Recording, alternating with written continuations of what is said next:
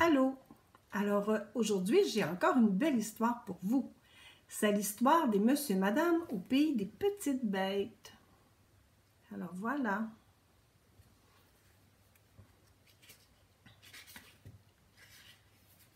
Monsieur Heureux se promenait dans un jardin quand il aperçut Madame Petite. Elle semblait très triste. « Que se passe-t-il? » demanda Monsieur Heureux.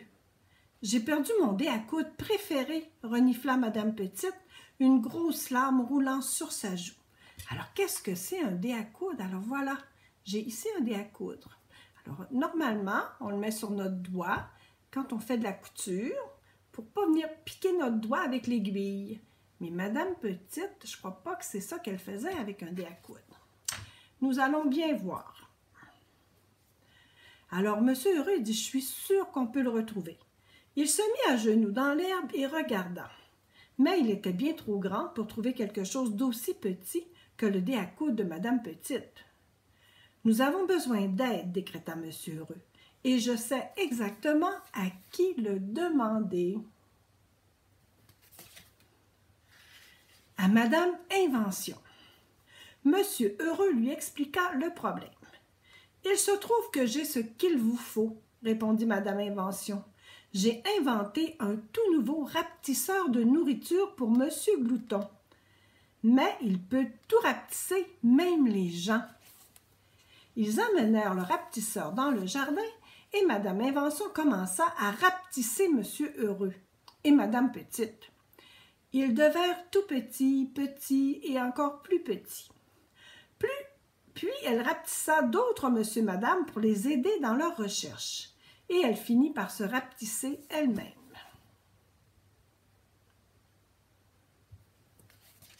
Je ne sais pas qu'est-ce qu'on peut faire quand on est si petit. C'était très étrange d'être si petit et de voir l'herbe si haute. Ça veut dire que l'herbe doit nous apparaître presque comme des arbres. Les monsieur et madame étaient aussi petits que des fourmis. En fait, ils découvrirent soudainement qu'ils étaient encore plus petits que des fourmis. Et c'est ainsi qu'une fourmi particulièrement forte pour sa taille saisit soudain Madame Autoritaire dans le but de la ramener dans sa fourmilière. La fourmilière, c'est la maison de la fourmi. « Pose-moi, » ordonna Madame Autoritaire. Mais la fourmi ne l'écouta pas. Heureusement, M. Costaud était bien plus fort que la fourmi. Hein, on voit la fourmi avec les monsieur et madame, regardez ça. Mais M. Costaud a pu délivrer Madame Autoritaire. Les monsieur et madame partirent en quête du dé à coudre. Ils arrivèrent bientôt devant un grand monticule de terre, une petite montagne de terre. C'était une taupinière géante à la nouvelle échelle des monsieur et madame. Le dé à coudre est peut-être tombé à l'intérieur, suggéra Monsieur Heureux. Regardez-les. Ils se disent qu'ils vont peut-être aller voir dedans. Ils descendirent donc dans la taupinière, mais rapidement ils se perdirent dans un tortueux tunnel. Heureusement, ils rencontrèrent un sympathique ver de terre qui leur montra la sortie. Ils s'étaient perdus parce que dans la taupinière, il y avait comme des petits chemins à travers la terre. Ils poursuivirent leurs recherches dans le jardin. Soudain, ils sentirent les gouttes de pluie. Mais en réalité, ce n'est pas de la pluie, c'était un arroseur.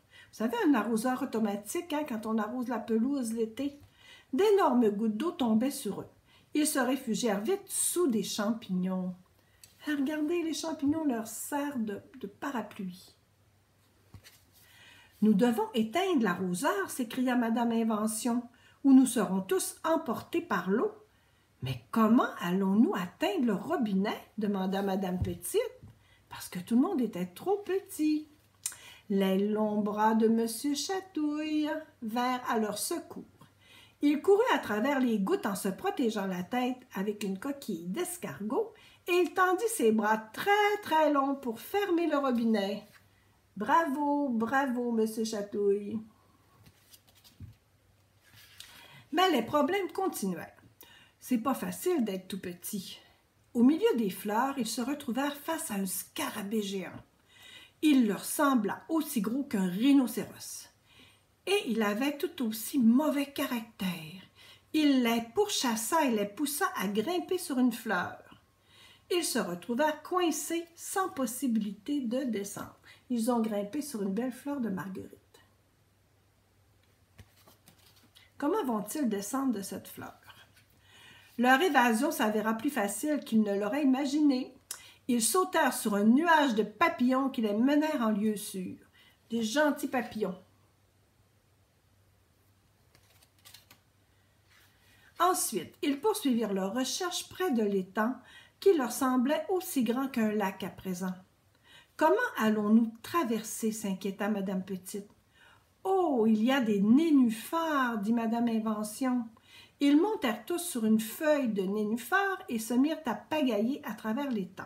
« Regardez les libellules, s'exclama Madame Bonheur. Ne sont-elles pas magnifiques? » Alors, c'est la feuille de nénuphar qui leur a fait un genre de bateau. Soudain, une grenouille atterrit sur le bord de leur nénuphar et fit rebondir M. Bing dans les airs. « Oh, à l'aide! » cria-t-il. Le pauvre M. Bing se mit à rebondir d'un nénuphar à l'autre jusqu'à l'autre rive de manière incontrôlable. C'est sûr que M. Bing, quand il commence à rebondir, là, il ne sait pas où il va atterrir. Enfin, pas tout à fait. Il fut finalement arrêté par quelque chose. Une toile d'araignée. M. Bing avait cessé de rebondir, mais maintenant il aurait préféré continuer que d'être pris dans la toile d'araignée. Une énorme araignée traversa la toile en se dirigeant vers lui. « À l'aide !» s'écria M. Bing pour la deuxième fois ce jour-là. Mais l'araignée ne s'intéressait pas du tout à M. Bing. Elle aimait mieux les belles mousses juteuses. Alors M. Bing, caoutchouteux, ne l'attira pas du tout. Mais il a quand même eu peur. Les monsieur et madame poursuivirent leur quête du dé à coudre de Madame Petite.